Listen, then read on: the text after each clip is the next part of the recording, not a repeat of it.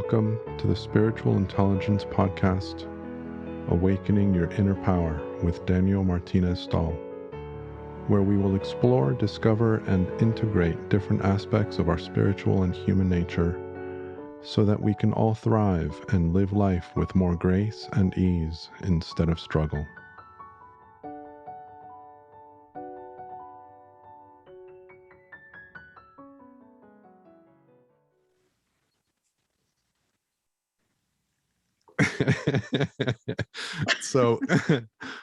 So I'm sorry. So welcome to the Spiritual Intelligence Podcast. I have just been having a conversation with Natasha. And the reason I'm laughing is because her name is spelled not the way that it's pronounced. And so we just had that conversation. And so I wanted to start with that just because this is the energy that we're coming into. And so with me today is Natasha Scott. She is someone that is friends with someone that you have already met, Shannon Johnson. Shannon suggested that I reach out to Natasha because Natasha made these beautiful gem jewelry for Shannon, a bracelet and a necklace. And I wanted some for myself and for my mother. So I reached out to Natasha and we've been chatting ever since. And it's been a lot of fun. So I'm excited to see where this conversation goes.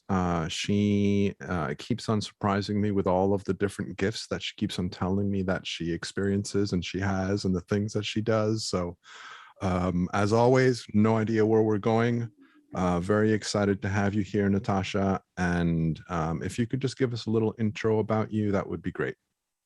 I'm excited to be here. Thank you for having me. So my journey started out back in 2012. I would say my spine kind of started to collapse. And I went to see a neurosurgeon and I was scheduled for a spinal fusion surgery. And I did not want the surgery, so I had to find a different way to heal. And I found a reconnective healer in Oregon. She did 3 long distance sessions on me February 2013. And by November 1st, I canceled the spinal fusion surgery because I felt like I had a brand new spine. So that's what got me on this journey, because in that moment, I learned that the impossible was possible. So that's how I started the spiritual journey for real. Dark night of the soul, the spine is collapsing, and then it's completely healed. So yeah, that's how everything started. So I learned, well, so what happens is when a healer does a healing on you, you also now have the healing ability with this reconnective healing. And you could even like have someone walk by you close and you can pass the healing to them, or if you shake hands, you can pass the healing. It doesn't mean they'll know they have the healing ability, but they will. And it's just kind of spreads like that. It's just a beautiful energy that can be shared with everyone. And so I continued down that path, and I just started I was getting really good results with my family and friends. So I started to make a website and start a spiritual business. That's what happened. So, and then when I was doing healings on people, they had a lot of questions too, and that developed into also my happiness coaching sessions that I do. Because what I do is I do 3 sessions of a healing for someone if they have a serious issue. But then I follow up with a free happiness coaching session because I want to help them release the patterns that made them sick in the first place. So that's very important. You can't just be like, okay, I'm healed. The healer helped me, I'm healed. It doesn't stop there. Because if you continue the patterns that you had before, you'll probably get sick again. So I would do that. It's usually around an hour free to help them to release some of the patterns. And then I also do angel card oracle readings. I also do palmistry reports. And then I took a bracelet making class, and a friend invited me, and I was like, I don't know if I really want to do this. I'm not artistic. And Oh, I was wrong.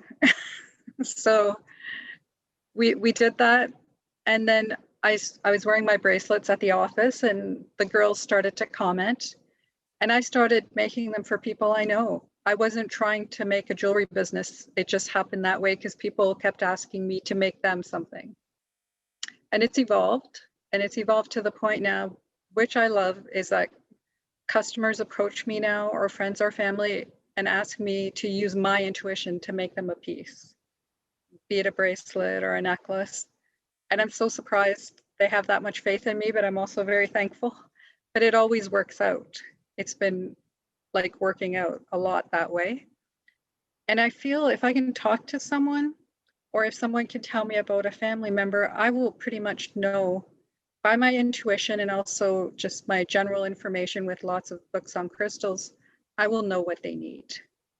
So yeah, so it's evolved to that point. I also infuse all of my pieces with love and healing. So if someone's having an off day, if they put on the necklace I made them or the bracelet, they will calm right down and their day will get better. Yeah, that's it was how do I put this? It was a lovely experience working with you. And like you say, I mean, for me, this is the way that I like working with people myself, is really trusting in their work.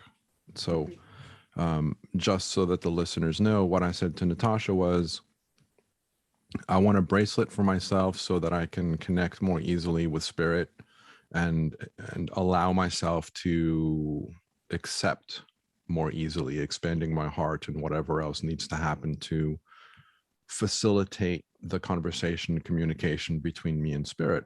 And for my mother, I asked her to create a bracelet that would help her to release her resistance and to kind of soften her resistance around change and around anything else that she's holding back on, to allow herself to be more free within her connection with her higher self. Mm-hmm. And within that kind of framework, Natasha came back to me with the stones that she thought would be, or the gems, whatever term, I guess it doesn't matter too much, the gems that she thought would be relevant for me given the intention that I had asked for. And I love the descriptions that she gave me. And then what I did with her is we worked together on making it look the way that I wanted. So the colors and the schemes and the patterns, so that it aligned with me. And then we did the same thing with my mother's bracelet. And then I also have a necklace, which we also worked on. And so one thing that I wanted to talk to you about, Natasha, is about gems, because I don't know if I've mentioned this in the past episode or not, but I myself have never really felt any difference when I have stones around me, or when I've worn things. I used to wear a tiger eye bracelet for many years, and I wore a hematite bracelet for many years because I liked the color, but I never felt any energetic difference in my experience. So I've never really given gems a lot of credibility in that regard, but I know a lot of people that I respect that really do. So I'm open to it. And just so you know, I've got my tiger eye with hematite next to me. Very nice. I have I forget the name of this. It's supposed to help with connections with spirit. It's a Litherine or something or other. Okay. And then there's another purple little stone that I forget what it's good for, but this one seems to want to play a lot. So I have these things around me because I think it's a lot of fun. I like Yes. I like playing with the energy. So I would love to kind of get your thoughts on this whole energy thing with gems. Okay. Yeah. Yeah. So I was at first I was the same. I'm like, really, do people really feel things off gemstones? I felt the exact same because it's all about a sensitivity though, because I thought, well, I'm just going to put different gemstones on top of my hand because that skin there is really sensitive, and for me anyway, and it can pick up energy. And then I started doing that. And then I did start to notice different sensations with different stones. And then also the jewelry, I learned about it by making the jewelry and realizing I feel different when I put on a different gemstone bracelet. I definitely could feel it. So I think it takes time. You know, you can put it on your arm or you could put it on the top of your hand and just play around. It's fun, just play around. But I've also heard that different crystals are connected to different angels. So when we are picking up energy, is it the energy of the crystals or the angels that are connected to them? Because there's that whole side of things, which is really interesting. And right now I'm holding smoky gray. Do you see that? Yeah. Yep, I can see that. It's really grounding, and it absorbs EMF radiation, and it's very beautiful. I like the energy of it. And then it's super powerful because it's double terminated. And then I'm also holding ametrine, which is half amethyst, half citrine, and it has lots of rainbows in here. Very beautiful. Nice. And so when you're talking to me, my crown chakra and keeping me grounded so I'm balanced. Now, one thing that I do want to say, and I heard this the other day from someone, and I really like the message, is I'm a big fan of empowerment, of not giving our power away to others or to things. And yes. I want to mention this specifically at the start of this conversation because I thought it was really helpful when she mentioned that spirit has spoken to her with regard to gems about recognizing that whatever power or whatever energy or whatever experience is felt is coming from you. It is your energy. It is not because of the stones. It is not because of that. There isn't a dependence that needs to exist. For example, if I connect with spirit and I happen to have a stone that's supposed to help with that, the caution is for me not to think that I need to have the stone with me to connect with spirit. No. And what I was going to say is you definitely, okay, you don't need these. Like, I don't need this to activate my crown chakra and to ground. I don't need that. I could do it without. It's just fun. It's like oracle cards. It's just fun. But exactly.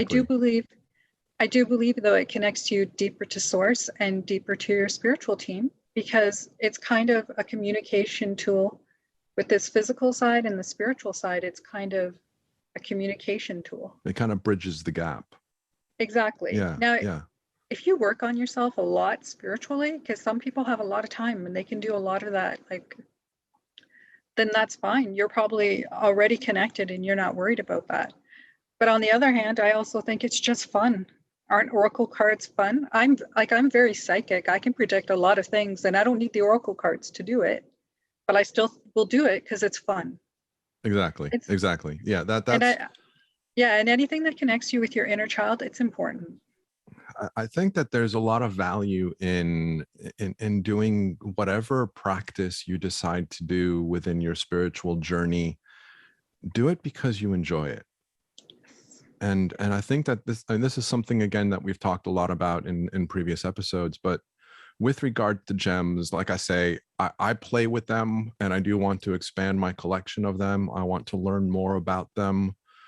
As I've said in my conversation with Ana Maria Vasquez, who's a natural realm channeler, we were talking about how I am connecting and listening to which stones want to be part of my conversations. Yes. And so it's fun. It's a fun, playful thing. It is. Yeah. But I would love to get your thoughts on a little bit more on the kind of the benefits of playing with gems? Like, what are some of the things that you've noticed, that you've experienced, either for yourself or for your clients? Hmm. Well, I definitely had clients report back that when I make them, a bracelet containing rose quartz, it's very calming to them. So they'll be in a stressful kind of situation. And it's not just rose quartz, there's also a lot of the blue stones are very calming. But they'll put the bracelet on and right away they can feel that they're calming down. I also had made some gemstone bracelets for self-discipline. And this is for someone I work with at the office. And she said to me, you won't believe this, but she's an inside sales rep. And she was like, my sales have gone up since I wear my bracelet. Like, it works awesome. Thank you so much. So she wanted it for work and she wanted it for a healthier lifestyle, eating more healthy and exercising more. So it was just like the self-discipline theme. But right away, she got back to me to tell me the changes. And I also have made gemstone bracelets for people who are having nightmares. And they don't have to wear it. I don't love the idea of someone wearing a bracelet when you're sleeping. If you're really thrashing about, you could possibly break it. I personally can sleep with a bracelet on and I've never broken one. But even put it on the night table, just put it beside you. In that case. And yeah, and again, I got that feedback that the nightmares slowed right down. So yeah. Yeah, that's so cool. I tend to sleep with a couple gems underneath my pillow. Yes. Depending yes, on what it is that I'm doing. I understand that amethyst, it can help with sleep. And this little purple guy that I forget the name of as well is also, it has some aspect of amethyst in it. But okay. this one was also said to help with sleep. And I'm horrible with names. It will Okay, it's always, I okay. will always be horrible with names. Yes. But yeah, but that's really interesting. Mhm.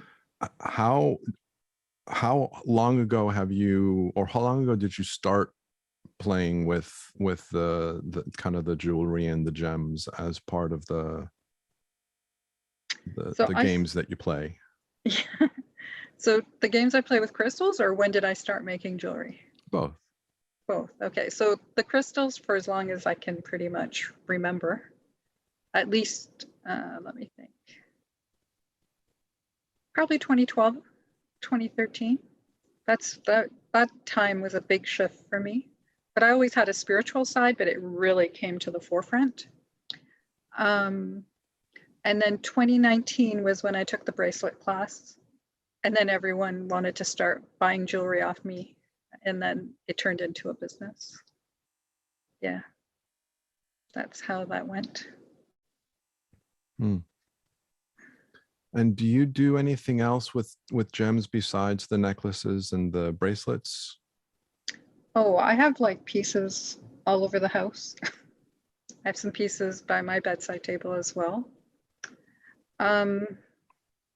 I do. So if I want to do a ritual, like, the August 8th gateway we had, I've heard of it. Yeah, Lions Gate or the Lions something. Gate? Yeah. Yes.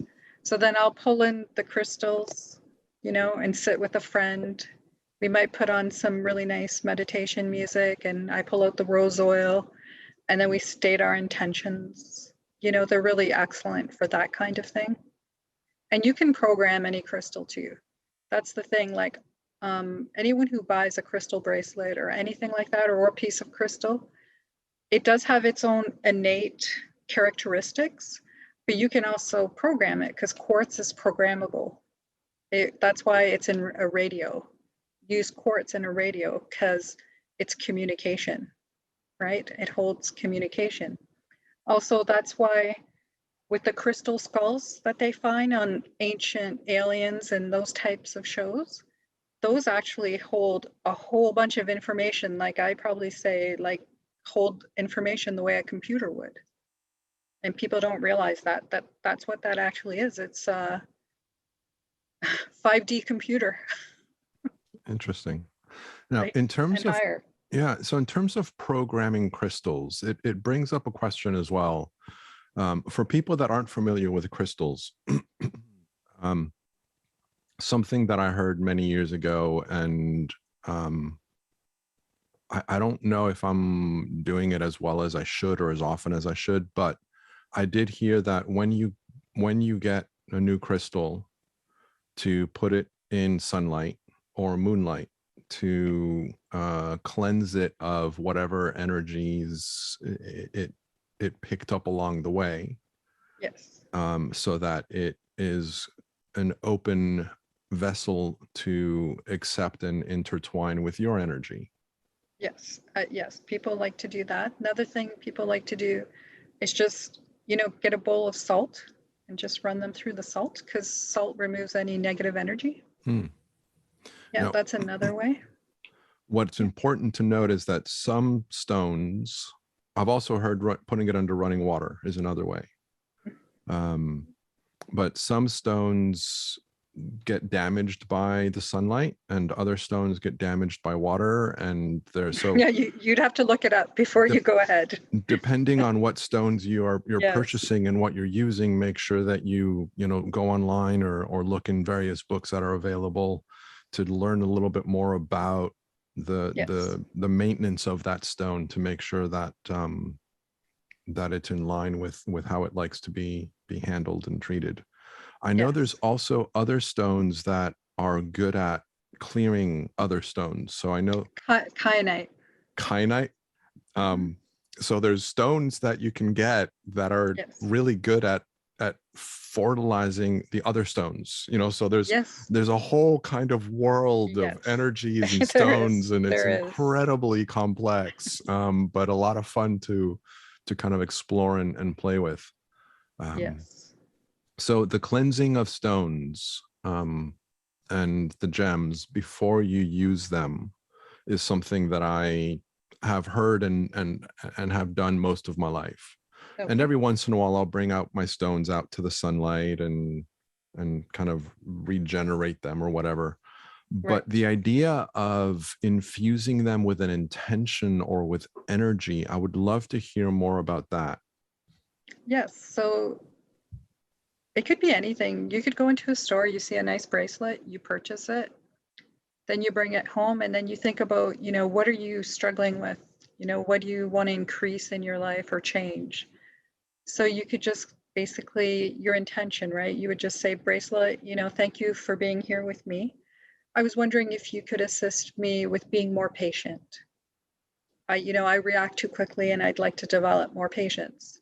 So you just talk to the crystals, ask them what you would like, and then you thank them because they're going to help you. They have their own consciousness. And that's pretty much it. It will work with you. And if it's not meant to be with you, you'll lose it. Because they have a consciousness at a level that they know how to get lost. Interesting. If it's time.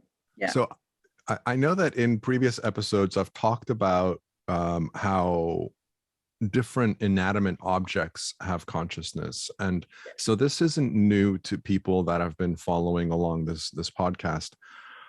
But if you're coming into this podcast at this point, it's something that a lot of people don't really haven't come across, haven't recognized. So I would love for you to speak more about that. Okay. So everything has a degree of consciousness. Even you pick up a little pebble at the beach, it has a degree of consciousness. But what it is it this whole thing around us, the fabric of reality, we're not separate from it. Okay, I'm not separate from this table, this laptop. I'm not separate from you. You're not separate from anything. But we come into this life with the consciousness that it's me in this world, right? And that's more of a 3D consciousness. But once you start to see you're truly connected with everything. One time my mom and I were driving and it was intense rainstorm. And we wanted to hit some shops, some outdoor shops. It wasn't a mall, it was outside. I go, Mom, just give me a second. I'm going to stop the storm. She's like, what, honey? I said, I'm going to stop the storm so we can shop. And all of a sudden in the middle, all the clouds started to pull back and it got light. And it went to a very light drizzle. Then she looks at me and goes, Honey, don't tell anyone you can do that. Just keep it a secret, okay? I started laughing. But the reason I'm telling that story is because when I want the weather to change, like it did in that moment, what I do is I visualize myself going up to the clouds and talking to them. So I'm like, I have gratitude for you. Thank you for being here with me. My mom and I would like to do some shopping. Do you mind having a little rest? That's it. It's just this really thoughtful, loving conversation because I know I'm also the clouds. I'm also the rain. I'm this table. That's the consciousness that I'm projecting is all a part of me. Nothing is separate from me. And that's also how you get all your abilities. From what I understand, we're going to get a lot more abilities between this year and next year. So if I say to you, I want to move this crystal on the table without touching it, telekinesis, I technically can't. I can, but what's preventing me is I believe I can't. So because how is it that I stop a storm? And I haven't stopped a storm once. I've done it several times. Okay, so there's something to it or a lot of coincidences. So you're not separate from anything. And that's going to make people's abilities just really come to the surface. We're not separated. We're all part of everything. But we have to have love and honor for it and gratitude. Gratitude and love opens all the doors. Lovely message. Lovely message. So in terms of infusing a stone with an intention, again, a lot, if not all gemstones that I've come across have specific characteristics that are innate to that stone. Mm-hmm. So my recommendation would be, again, to do research online. Very easy with the internet. There's some really good books that are available that have information. I bought a couple books, and I find that it's just easier for me to do a Google search than it is for me to thumb through a book. So I tend to do all my research online, but do a little bit of research on which gemstones would be helpful for patience or for forgiveness or for whatever it is that you're looking for. And again, really important, find a stone that you like. Like I say, I love hematite and I love tiger eye. So I found a heart that has both tiger eye and hematite. I love these stones because they're beautiful. Yeah. That is going to have the biggest impact on the energy for me than if I get a stone, sorry, little guy, if I get a stone that I really think is ugly, but it's supposed to help me. It's not going to be as effective if I think it's ugly and it's going to help me than if I approach it with a sense of appreciation and love and beauty, and I invite it into my life with that recognition of its beauty. I agree. So just, a couple little thoughts on, again, Well, I tell people, if you go, to a gemstone store, or even if you're at the beach and you find an interesting stone, if it's pulling you, it's attracting you, there's something there for you. That's what I would say, for sure. And I would agree. And out of respect for Anna Maria, I love you, my dear. If you are to take a stone or a gem out of its natural habitat, always ask it for permission. Even if you think it's being, even if you think you're being pulled to it, or that there's a reason for it, always respect the fact that they have their own consciousness and they could be doing work there that is relevant and important for what they're doing. So always ask permission. And what Anna Maria was saying, for those of us that don't necessarily hear and get clear messages from inanimate objects or from spirit, different little things that we can do is, for example, we ask the question, is it okay? I'm feeling drawn to you. I really appreciate the energy that you have. I would love to take you with me. Would that be okay? Mhm. and then just sit with that and see how it feels. Do you Yes. feel something shift? Does your Right. body come forward towards it? There's a kind of a generalized kind of universal idea that if you're being drawn, moved, physically moved forward, it's a yes. If you're physically being moved back, it's a no. It's just a logical Right. kind of message. The other day, for example, I was walking, and I've been getting, all of a sudden my attention goes to a tree for whatever Mhm. the reason. Yeah. So I walk up to the tree, I look at it, and I say, is it okay if I interact with you? And my body will just kind of shift forward. Okay. Good. And then That's good. I'll say, cool. So then I'll come forward, and then I'll, do a little Reiki healing with it or whatever. Mhm. And on occasions, I get this kind of, literally my body is, I just kind of get this feeling like I'm just being pulled back a little bit. Okay. And then I just say, okay, well, thank you very much. And I appreciate whatever it is that drew me towards you, and I respect your wishes. And then I continue my walk. And it's the Okay. same thing that I would say with the stones. Like I say, ask permission and sit with, just listen for or feel for a shift, either emotionally or physically. Mhm. Yeah. Yeah. So That makes sense, and that's really good. yeah. Yeah. So it's been, it's a fun, again, it's a fun experience. And when we start to open up our idea of what's possible, and of the energies that are around that are here to help us. We talk a lot about how it's all one energy, and I completely agree intellectually that it's all one energy. I have not gotten to a point within my own development where I feel myself being one energy with everything. But I do recognize that there's an energy within this stone that wants to help me. And so I allow it, and I welcome it, and I appreciate it, and I'm grateful for it. Yes. And when I get to a point where I recognize that it is my own energy that wants to play with me, then that will be really cool. So keep in mind that we're all, I say this again because I don't feel things very easily. Like, I don't notice when I have this in my pocket, I don't notice a difference in my day. Okay. And I don't notice a difference in my life. And I don't notice a difference in my emotional reactions. And I don't notice a difference in the way that I'm feeling. I genuinely don't. Mhm. However, on occasions, I have the feeling that I want to have this in my pocket. So I have it in my pocket. Yeah. And I Yeah. play with it.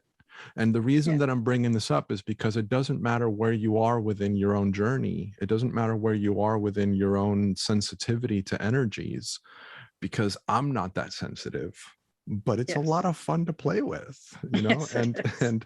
and the possibilities, the consideration that there's more to life than what appears to be superficially there, again, just opens us up to a little bit more. So, so on a broader scale, one thing I will say, so just because you made me think of that, the way you describe your relationship with your stone. So I said we're creating our entire reality in front of us. And I think we have our own personal reality, because I think there's many realities, many timelines, many dimensions.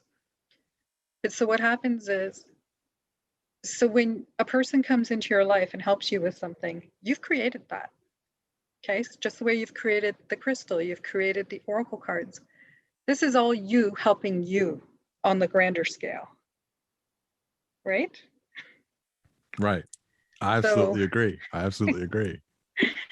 so we still have the gratitude communication and the loving communication, because, like I said, love will open all the doors. Love connects you to source, it connects you to your higher self, and all the obstacles just disappear, right? So, but yeah, I've even thought that too, like my spiritual team, right? Are they others, or are they all different versions of me at different times, because we're multidimensional? right? Right. Something to think about. Yeah. So, Yeah. but whichever way you choose to look at it, that's fine, because it's all where we're developing, because where we are at is how we will interpret it, right? We respond how we are, not how it is, right? So, Yeah. Yeah. And I've mentioned this in previous episodes as well, that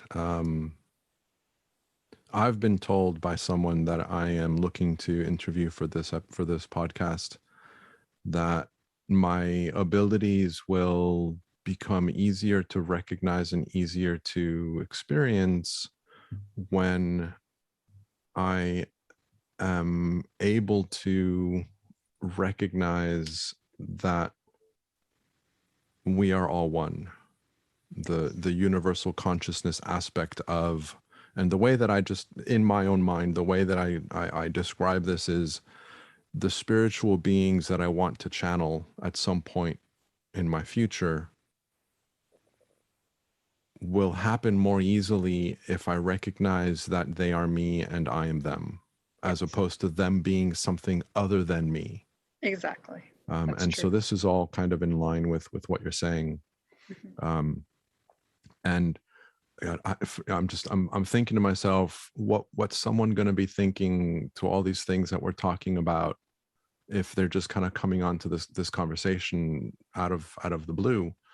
And what I would say is that one of the things that I keep on hearing in my own journey is that a big part of our development is increasing our level of awareness. Mhm. And awareness is another way of saying understanding. Yeah, And we can go through life completely blind to all kinds of things that happen around us and within us, and still find ways to function and to live a decent life.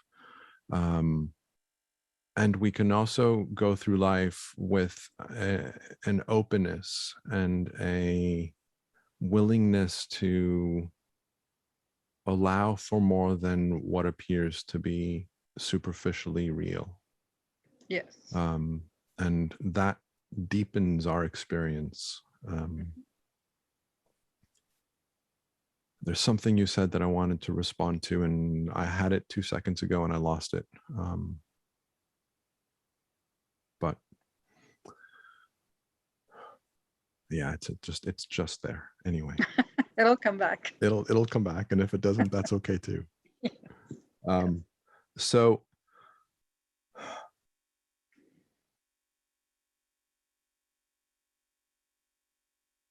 is there anything that you would like to share? Either something that we've talked about or something new?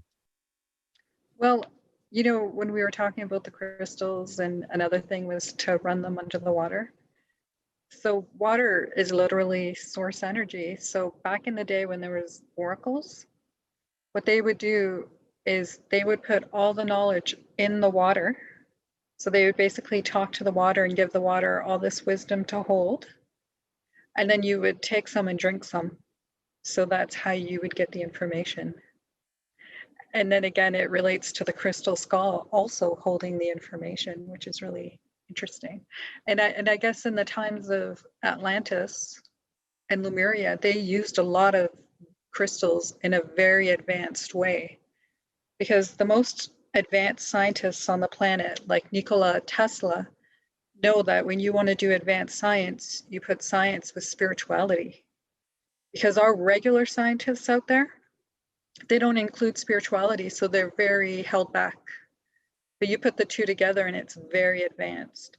And in Atlantis, for sure, they had very advanced things they were doing so that the people would thrive there. Everything there was thriving, and crystals played a big role. It's interesting you bring up water, and it's a perfect opportunity for me to share something.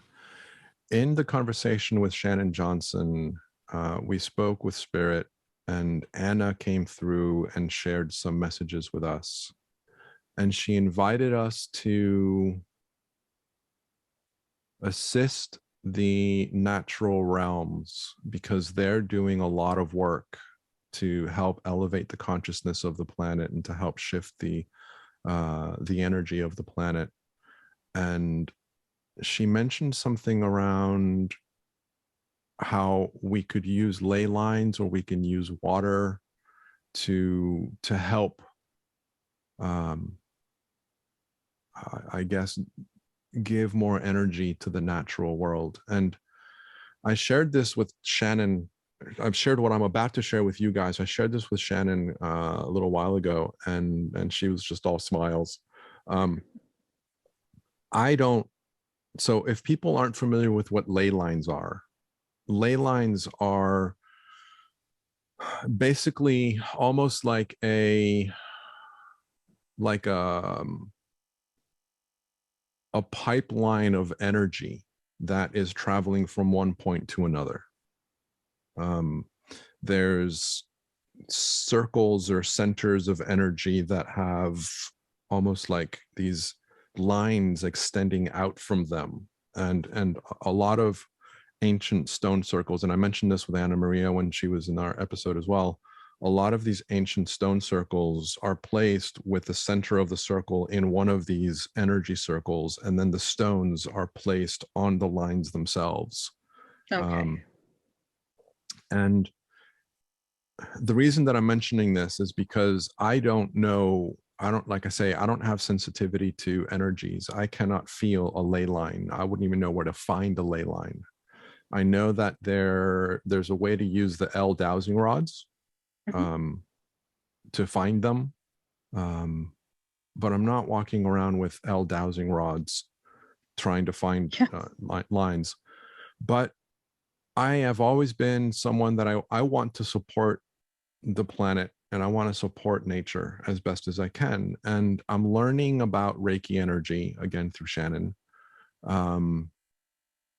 So I've gotten my level 2 Reiki healing, and when I'm doing my walks around the neighborhood and I see that there's a sprinkler system that's running, I will walk up to it and I will imagine the Reiki symbols in front of the water jets.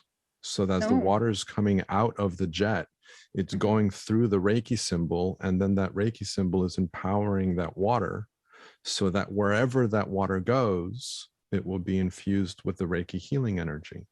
Yeah, that's beautiful. And so this is something that I've been doing. I'm a little layperson in the middle of nowhere doing, and I'm helping the planet. Because if you think about where that water goes, it's incredible. That water is going to go into the ground. It's going to go into the air. It's going to become a cloud. It's going to then come down as rain somewhere else on the planet.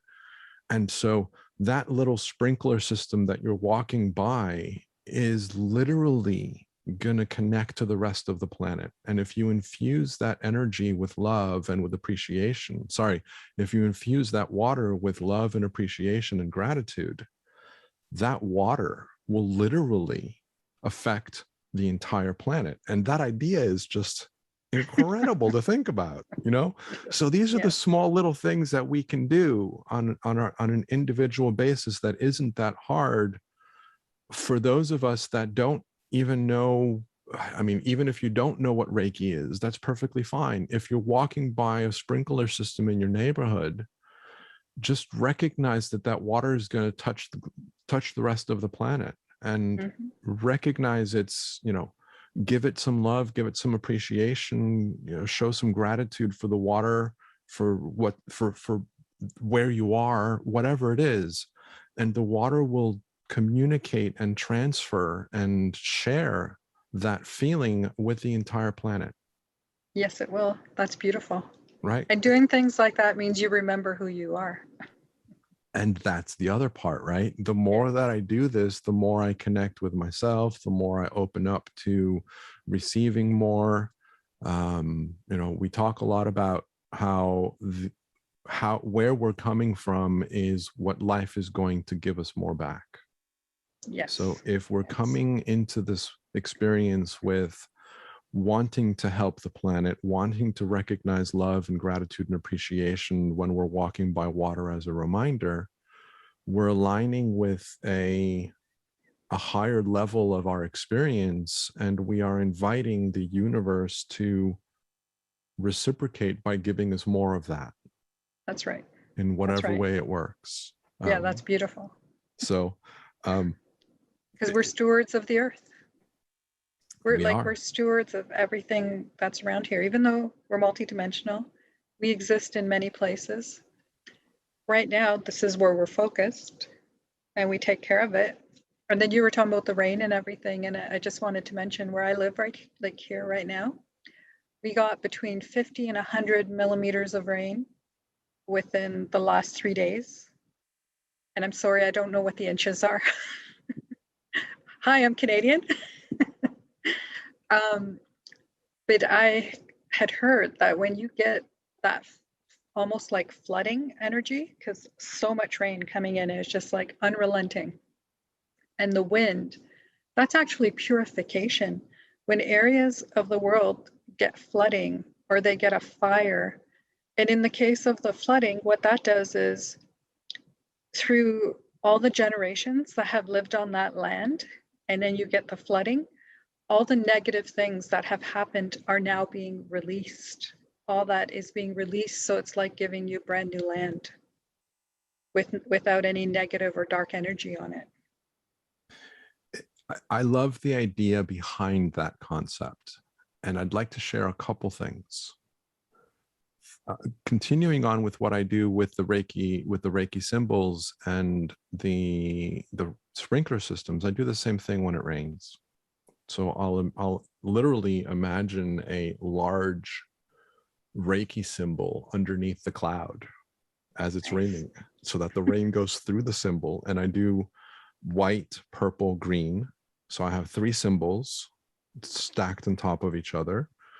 Sometimes I do white, purple, green, green, purple, white, so that white's on either end. So it's a little sandwich. I like patterns and symmetry. So, but I'll imagine that there's this huge, enormous Reiki symbol of energy, of positive, loving, healing energy that's underneath the cloud, or that's within the cloud, so that as the rain goes through it, that rain gets infused with that intention. So that's, again, something that you can do in any part of the world. You know, giving your own energy out to the planet is another thing that I do. Let me take that back, because this is really important. Thank you for the faux pas in my language. What's really important to keep in mind when we're working with energy is not to use our own energy. Mm-hmm. We use the energy of life. We invite the energy of life to empower. We invite the energy of life to infuse the clouds with a healing, loving energy. I am not using my own energy. My intention is to invite the energy of life to go through me and to work through me, but I'm not using my own energy. And this is really, really important to keep in mind. It is. And the other thing that I wanted to mention on what you said specifically is, it's really interesting and fascinating to think about negative energies, because I am not a big fan of, for me, everything is love. And everything is light. Even dark energies or negative energies or bad energies, they are love. They're another essence of love. They're another essence of light. Dark is light. There is nothing but light in our planet, in our universe, in our existence. Everything is light. Everything is the divine energy of life. And so whenever somebody talks about cleansing negative energies, in my mind, I interpret that very differently than I did, say, 30 years ago, when I was under the idea that there were evil energies and evil spirits. And I no longer have that belief. I'm no longer in that place. So again, keep in mind, follow your own integrity and the things that are real for you and the things that make sense to you. we are incredibly powerful creatures. We're incredibly powerful beings. Whatever intention we have is the vibration that we are putting out to the world to come back and create that for us. So if we have this idea that there's negative energies out there, then we are powerful enough that we're going to create negative energies in our experience. Yeah. We are creating, I forget the exact words that somebody that I listened to uses, but we are the creators. That's it. We are the creators of our own creation. And so I don't discredit the idea that some energies are more helpful than others. Someone the other day said something to me that I really liked as well, and I don't remember. Marilyn Aluria, who's someone that I'm looking to bring into this podcast as well. I was listening to a talk she was doing with somebody else, and she was talking about how negative spirits are actually brought into our experience to try and wake us up to our own power. Yeah. For us to recognize that we are in control, that we are creating our experience, and to like I say, wake us up to our own power. So the negative energies are working for light. Yes.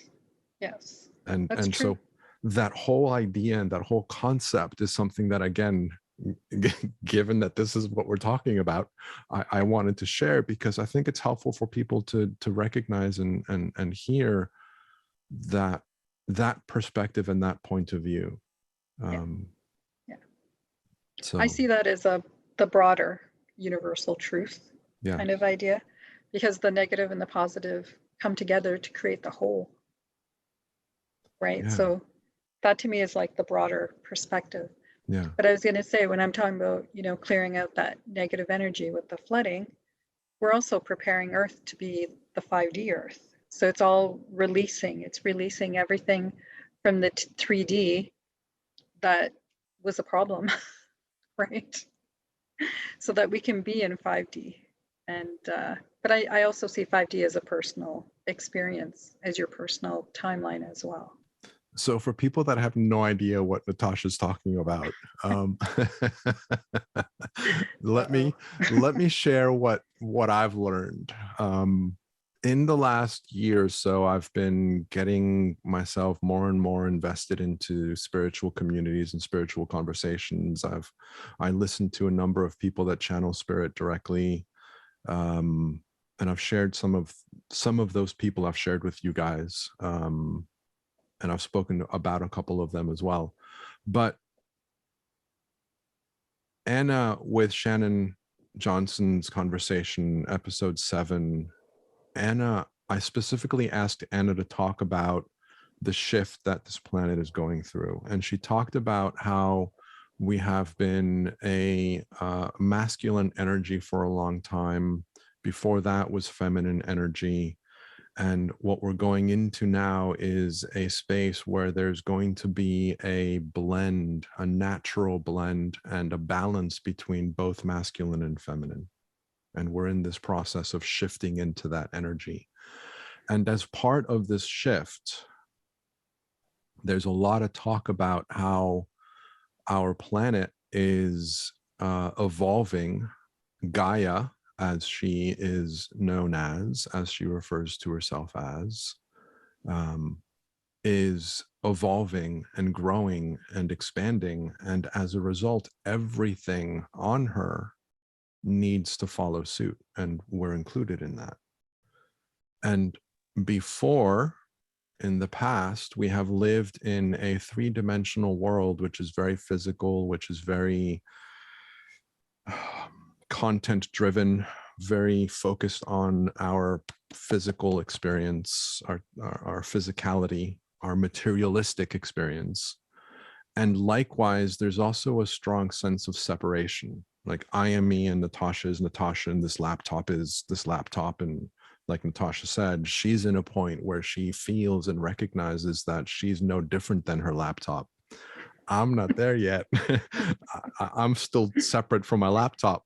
However, at the higher level, I also know that I'm not.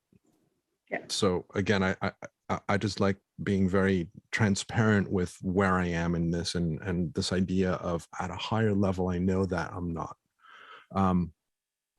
But this 3-dimensional versus 5-dimensional shift that we're going through is Gaia, or Earth, is transitioning to a higher level of awareness and vibration and energy, much more energy, and our bodies are shifting in this as well. This is a big part of the reason why there's so much discord in the world right now, because a lot of the old pattern need to be worked out and let go and released and resolved to make room for the changes that are coming. And so this is a big shift that we're in the process of.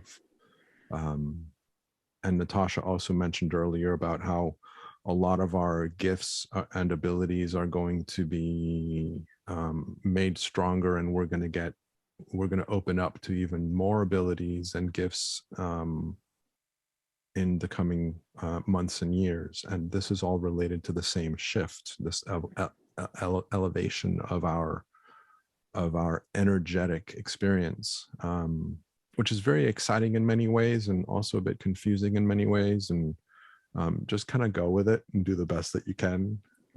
If you're open to it, it'll be an experience that you can choose to go into faster and easier. It's always our choice if we allow or not, if we resist, if we want to participate or not. So that entirely is up to you. Yeah, I was going to say about that. Pam Gregory, she's an astrologer, and she does a great job on YouTube of explaining how we've entered the age of Aquarius, which is also we've entered the golden age. And she does a great job of explaining it if people want to do more research on it. She's wonderful, outstanding astrologer. Yeah, cool. Yeah. Thanks for sharing that. Yeah. Anything coming up for you? I think we've covered a lot. I think we've done a pretty good job of covering a lot. One thing I'm going to be doing that's brand new, I'm actually going to start offering Zoom and Skype sessions, personalized sessions with people on crystals they want in their life that could help them either with their home or their personal self. And I'm just going to be working with people so they don't have to look at 55 websites and 55 books. I can help them along their journey with crystals. Very cool. So if somebody wanted to learn more about which crystals would be appropriate for them, it's like a consultation. Yes. Very cool. Very cool. I feel it's time, because doing this podcast and everything, I'm like, I was thinking about that today. It just came to me and I'm like, thank you, Daniel. Happy to help. And I'm like, no, and even when I'm in a gemstone store, I can hear people around me talking and they'll have questions and I'm there and I'm answering their questions. Yeah. The customers at the store. So yeah, I may as well. There's something that I wanted to share of my experience with working with you that for some reason feels like it's a good thing for others to know as well. So when we did the necklace, Natasha came to me with, I think, 3 gems and wood, if I remember correctly. And it felt incomplete to me. It felt like it needed more. It felt like it wanted more. And I said to her, please go back and see what other gems want to come and play. And like I say, I don't have a lot of very clear, I don't want to say that either. Anyway, I'll continue with what I'm saying and I'll add this later on because it's related to something else. So then she came back to me with more gems, and they all lined up. Their meaning and their significance and the energies that are associated to them were beautiful. I decided to use wood as the spacers because I didn't want to have the silver plated spacers, and I love the idea of wood being the spacers between them. So there's things that made sense to me, and I shared that with her. Then she came back to me with what seemed like an almost complete list. And I went back to her and I said, there's one more that wants to play. There's And you were one right. more. There's one more that wants to play. Yeah. And I don't know why I felt that, but it just felt like there was one more. And so I voiced it. And it would have been very easy for me to dismiss that thought completely because it was so subtle and it wasn't crystal clear, but it was just this idea that there was one more that wanted to play. And a few hours later, Natasha comes back to me and she says, you know, I've been thinking about this other stone for a while now, and I haven't been sure about it. And that's the one that needs to come in. Yeah. And I was like, done. Yeah, that was funny because we were both on the same page. And so again, I'd mention this because if you're working with any spiritual healer, any energy worker, and I'm going to use Natasha an example, if you want to hire her to put together a necklace or a bracelet for you, and I'll include the pictures of the items that she sent me, the works in progress, because they're beautiful, and you can see that as an example of the work that she does. And like I say, it is the works in progress, but it shows you exactly the patterns and the colors and things. So I'll include images of those in the description of the episode. But if you are to work with Natasha, yes, leverage her gifts and leverage her connection with the stones to determine and to identify what is best for the intention that you're setting, but also be part of the process, be part of the experience. Trust in yourself to collaborate and to share and to direct what it is that makes sense for you and what feels right. And I say this not just if you are creating a bracelet, but if you are learning from a teacher of some sort.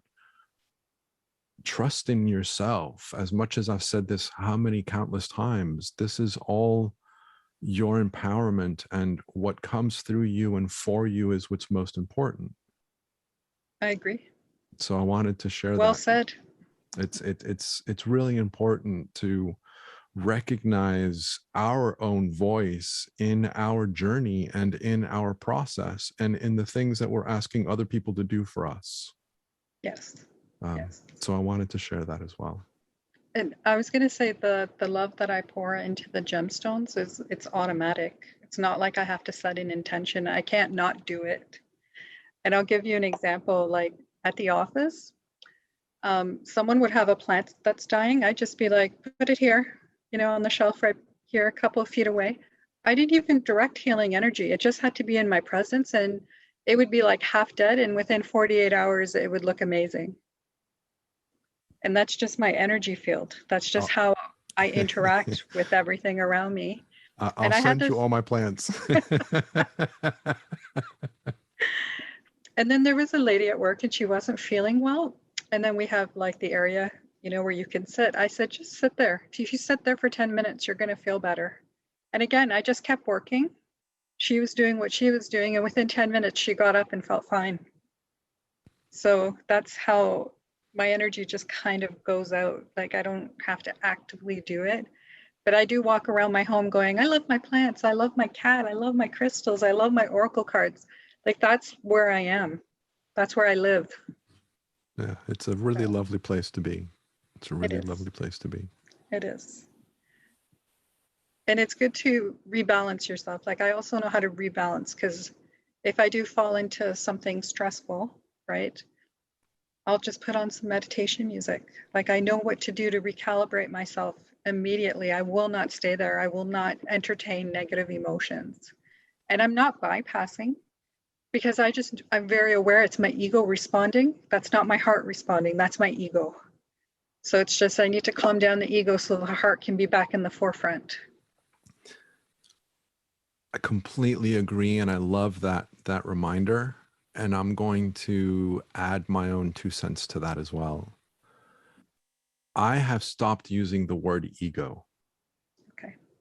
And this is me. This is just Yes. entirely my thing. But I've stopped using the word ego because the way that I see things is ego is a term that, well, let me back up. Let me get into that because I want to acknowledge and appreciate the beautiful message that Natasha just shared before I go into that. You've all heard me talk about the 3 principles, which is an understanding that I support so fully and believe in so strongly, because it's an understanding of how the mind works, in addition to everything else, in addition to the spiritual understanding of how life works. It includes an understanding of how the mind works. And part of that understanding really comes into play when our human reacts to something, when our human responds to something in a way that doesn't feel good, doesn't feel right to us. We have a quote unquote bad or negative experience.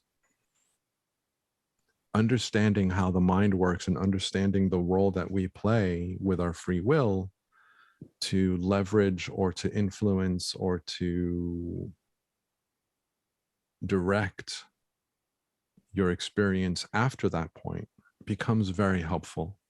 And one of the things that's really important, and the previous episode to this was a conversation that I had with Bill Pettit yesterday. And he speaks specifically about how the best thing you can do is do nothing and just allow your mind to quiet down. Whatever that means for you, if it's putting on music, if it's meditating, if it's going out for a walk, if it's playing with your animals, if it's cooking, if it's cleaning, whatever it is, that idea of allowing your mind to settle and just kind of regrouping and rebalancing is enormous, huge for creating a shift in our experience of life. I agree. So totally appreciate and I love what you shared.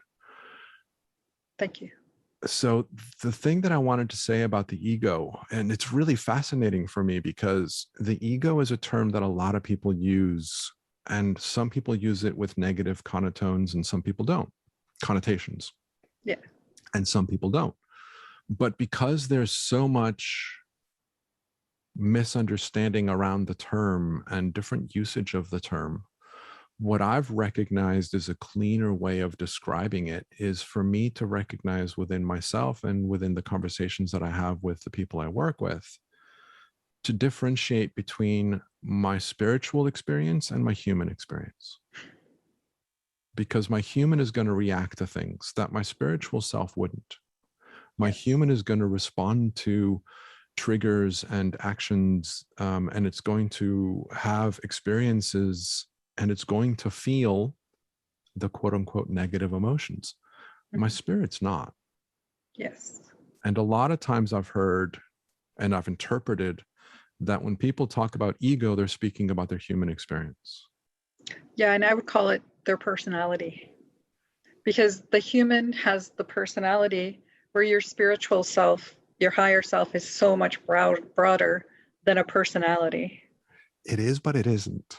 Yeah, well, yeah, I know. It is, but it isn't. So, yeah. So again, I agree with you to a point, and I will add my little 2 cents to this one.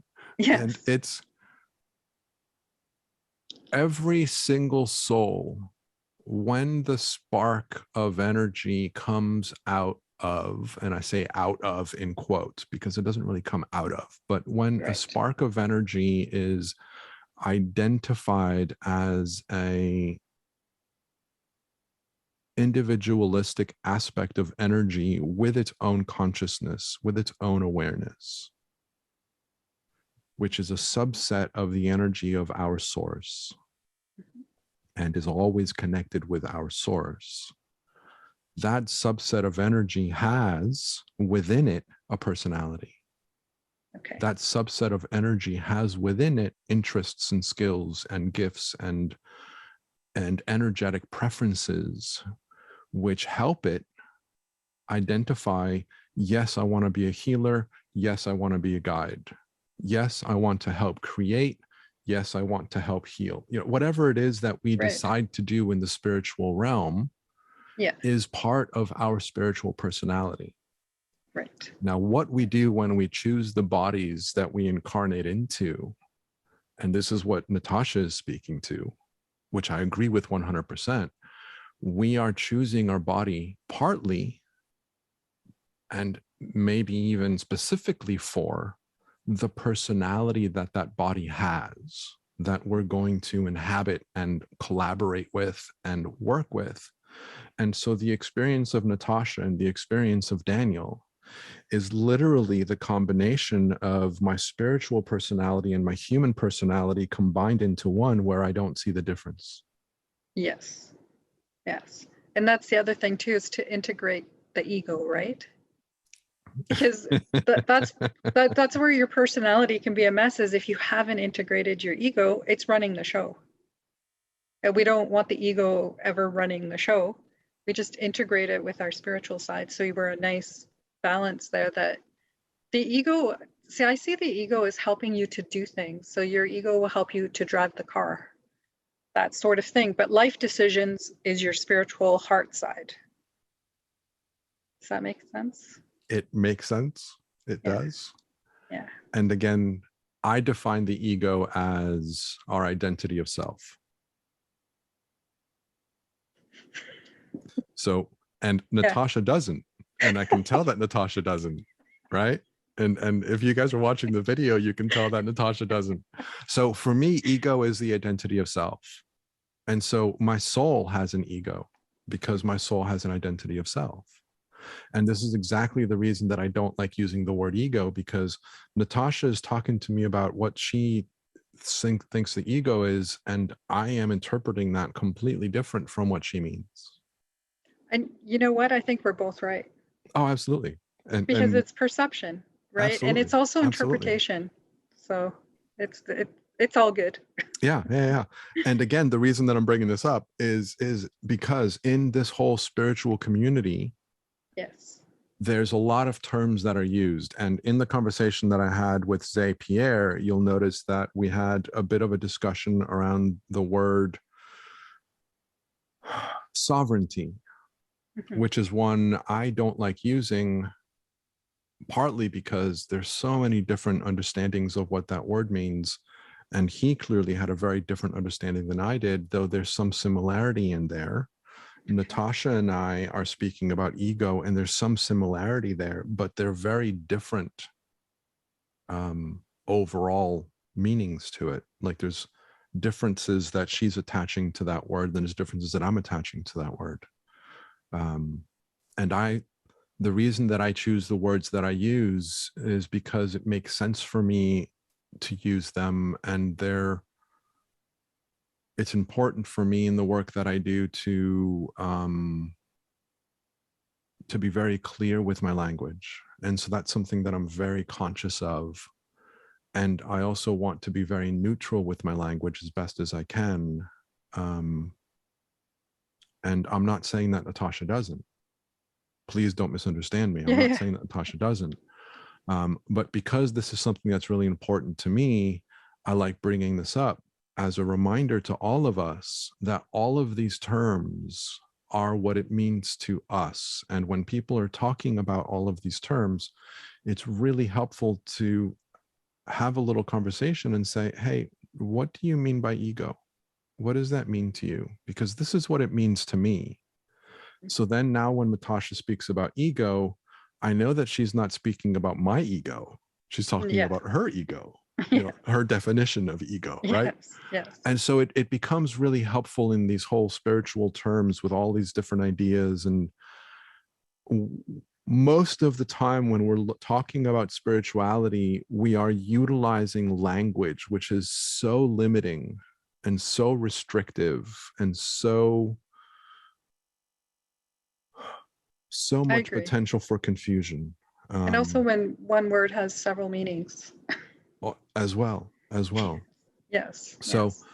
just be conscious and be mindful of the fact that when you are exploring your own spiritual path and your own journey, and you're having these conversations with people, your colleagues, your student friends, your teachers, your clients, it's just a reminder to be mindful of when you're using these terms. It's helpful to describe what it is you mean by them, and to ask the other person what it means to them, so that you can help to level that distinction a bit more. Yes. Good point. So anyway, we have, as always, gone past the 60 minutes. I always tell my guests that I shoot for 60 minutes, but you guys all know me, that I tend to go over. So I do apologize for going past the 60 minutes. Once again, I think I'll stop apologizing at some point. But Natasha, thank you so much for coming in to play with me and to share your knowledge and wisdom with us. It's been a lot of fun. Before we go, I would love to ask you two things. What does inner power mean to you? Okay. Inner power. I would say it's living by your heart, not other people's expectations. Like really having peace with yourself about what you want to do every day, the goals you wish to accomplish, and then also holding loving space for everyone around you and everything around you. That's what I would say. Beautiful. And lastly, is there anything else that you would like to share? I could share my website, so if people want to see what I do and know more about me. Absolutely. We'll do that afterwards. Okay, no problem. But in terms of anything else that you would like to share in terms of content, anything that we've talked about, any other ideas that pop up that you feel moved to share with us? I'm just excited that we did this podcast, and I'm happy to share my knowledge about energy healing and crystals. And I'm here if anyone has questions. Fair enough. And so how can people reach you if they want to reach out to you? And of course, the information will be in the episode, but for those of you that are just listening. Yeah, my website is healingthroughintuition.wordpress.com, and you can find out about all the things I do there. And reach out to me anytime. I make time for everybody. Thank you very much. You're welcome. Appreciate it. Thank you for having me. Absolutely. It's been a pleasure. It's been a lot of fun. Pleasure. I like our discussions. It's a lot of fun, right? Yes. No idea where we're going to go, but yeah. It's been really insightful. I'm grateful for the information you've shared. If you would like to learn more about Natasha, and I know I've been really reluctant to mention this in the past, not reluctant, but I've forgotten to mention this in the past. Natasha is going to be speaking with the membership community in October. So if you're interested in being part of that conversation, having a dialogue with her, maybe a reading, maybe a healing, maybe a who knows what she feels inspired to share with us, that's going to be the first Thursday of October, which I believe is the 7th of October. Yes, the 7th, yes. So I will have information in the description of the episode on how you can join the membership community. But that's always another available opportunity to play with Natasha. So I Natasha, look forward to meeting everyone. It's great. It's going to be awesome. It's going to be a lot of fun. Continuation of this. So I'm Natasha, excited. Thank you so much for, again, sharing your wisdom and your knowledge and your energy with us. I'm grateful for having you be part of this little project of mine. And I look forward to having you join us in the future again. Excellent. Thank you for having me. I really appreciate it. And I appreciate all this. Thank you. Absolutely. And I'll talk to you soon. Okay. Okay. Bye-bye. Bye now.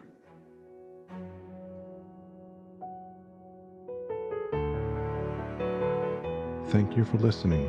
Hopefully you heard something new that invites you to reflect, to go within and deepen your own understanding of life and of our universal experience. If you enjoyed this conversation, please follow the podcast series on your favorite listening app and share this episode with others that you feel would enjoy it as well.